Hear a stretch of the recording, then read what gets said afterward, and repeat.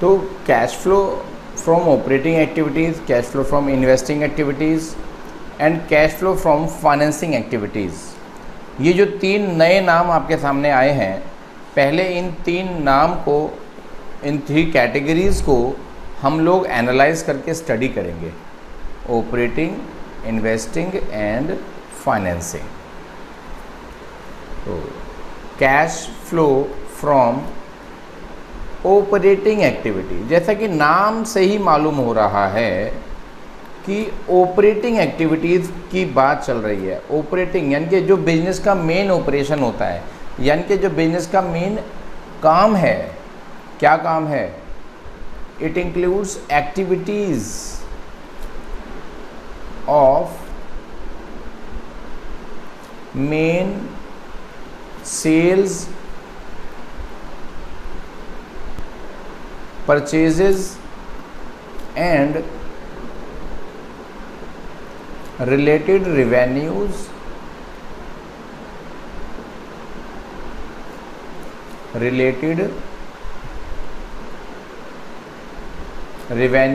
and expenses।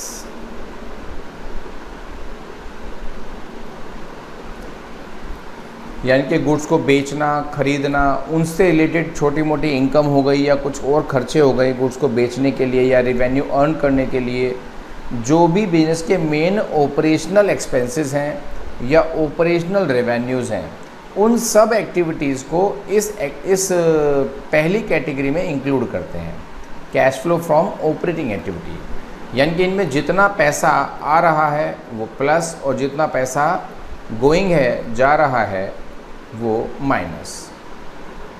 ये तो ही पहली category. Now move to second category, cash flow from investing activities. जैसे कि नाम से ही लग रहा है इन्वेस्टिंग एक्टिविटी की बात चल रही है।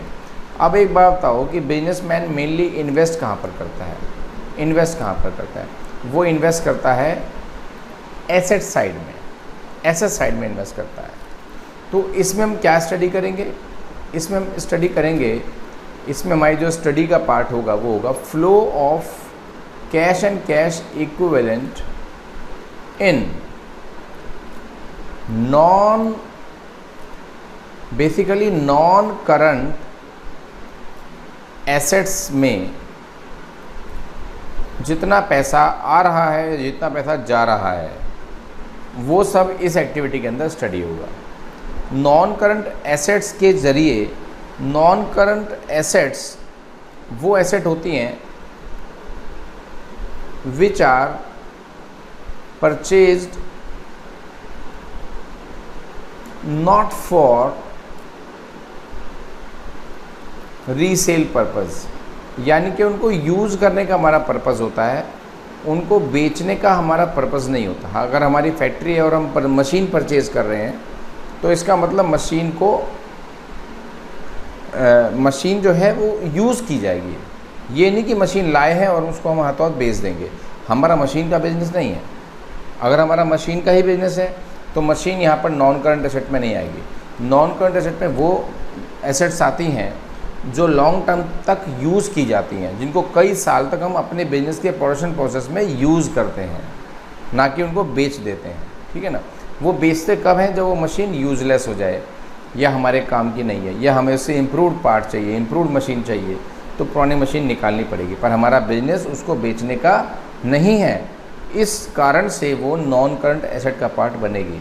अगर हमारा बिजनेस ही इसका होता मशीन को बेचने का, तो वो मशीन हमारे लिए बन जाती गुड्स, फिर वो इस एक्टिविटी का पार्ट ना होती, फिर वो ऑपरेटिंग एक्टिविटी में चली जाती।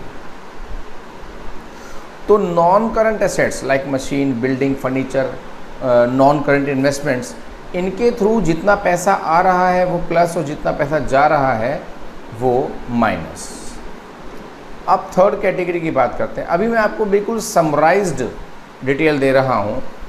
इन एक्टिविटीज़ को एक एक करके हम डिटेल में भी पढ़ेंगे। अभी cash flow from financing activities, cash flow from financing activities, इसमें हम क्या देखते हैं बेटा? इसमें देखते हैं flow of cash and cash equivalent इन अब ये फाइनेंसिंग वर्ड इसमें यूज़ हुआ है बेटा, फाइनेंसिंग। तो दिमाग पर जोर दो कि फाइनेंसिंग का रिलेशन हमारी बिजनेस की एक्टिविटी में कौन सी चीज़ से होता है। फाइनेंसिंग एक्टिविटी का मतलब हम पैसा इन्वेस्ट करने के लिए कहाँ से लाते हैं, कहाँ से हम पैसा फाइनेंस करते हैं, यानी कि liabilities, borrowings.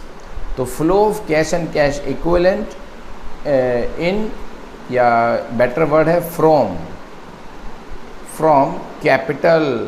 Capital and borrowing and related items. Borrowing से रिलेटेड आइटम कौन सी हो सकती है? इंटरेस्ट। अगर आप बैंक से लोन लेते हैं तो ये फाइनेंसिंग एक्टिविटी है। लोन लेने से पैसा आता है, तो इस वजह से लोन अगर आपने लिया है तो फाइनेंसिंग एक्टिविटी में वो प्लस हो जाएगा। अगर लोन का पैसा आपने चुका दिया है, माइनस कर देंगे। लोन पर आपने इंटरेस्ट दिया है तो पैसा जा रहा है, तो वो भी माइनस होगा।